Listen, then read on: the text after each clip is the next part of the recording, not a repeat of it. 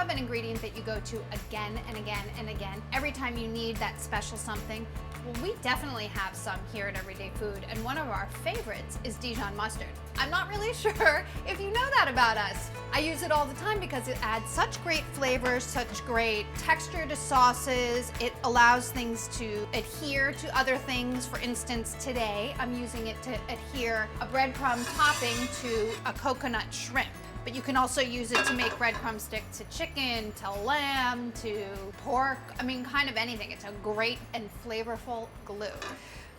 So to start off with, you have to heat 3 tablespoons of oil. You need a neutral flavored oil in a large skillet, and then add 1.5 cups of panko breadcrumbs. These are easy to find in your supermarket, and they're a nice, light, flaky breadcrumb.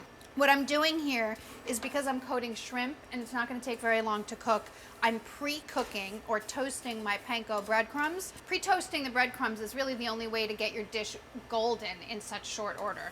These are just starting to turn golden, so make sure you stir it quite a bit. It should take about 5 minutes on a medium heat. Normally coconut shrimp are fried, and in that case you would not have to pre-cook your panko because you'd be frying them in oil. So we're cutting a lot of fat out of this dish by baking them. So that 3 tablespoons of oil is nothing. These look nice and golden. I'm gonna add it to 1/2 cup of shredded coconut. Just stir the breadcrumbs into the coconut so it's nice and evenly distributed, and this will be the coating for your shrimp. Over here I have a pound of shrimp and 1/2 cup of Dijon mustard, that fantastic secret ingredient. To that I'm gonna add 1/2 teaspoon of curry powder. Mild or spicy is fine.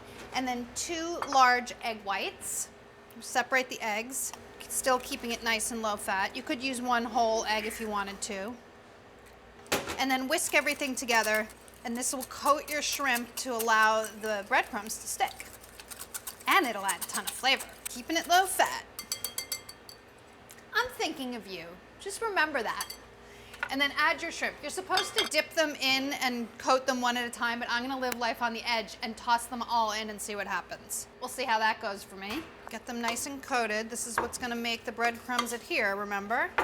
Then you wanna cook these on a wire rack set in a rimmed baking sheet. The wire rack allows for air circulation around them, so you don't have to turn them while they're cooking. Who said I'm not looking out for you? Take your breadcrumb mixture and your shrimp, and then just coat each shrimp in breadcrumb mixture. It already smells good. And then place them on the wire rack. Have your oven preheating to 375 degrees. These are only gonna take like 10 to 12 minutes to cook once they go in, so super speedy. I've kept one hand clean in case somebody calls on the telephone and I need to pick it up. I always remember Martha used to say that when I was working for her. She would say, keep one hand clean.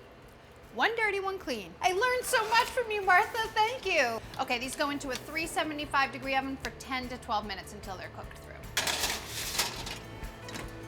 Just while you're waiting, cut up a lime to serve with. It's a really great flavor with that curry. A little squeeze of lime over the top. If you don't have a lime, but you do have a lemon, go ahead and use that. It smells so good. I can smell the shrimp. I know it's done. I'm gonna take it out.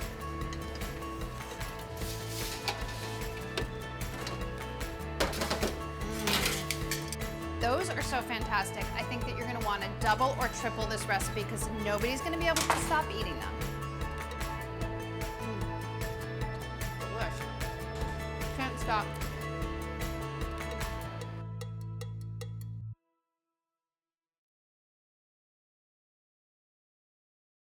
Hi guys, thanks for watching this video. Be sure to click here if you want to subscribe, and click over here if you want to continue watching more great videos like this.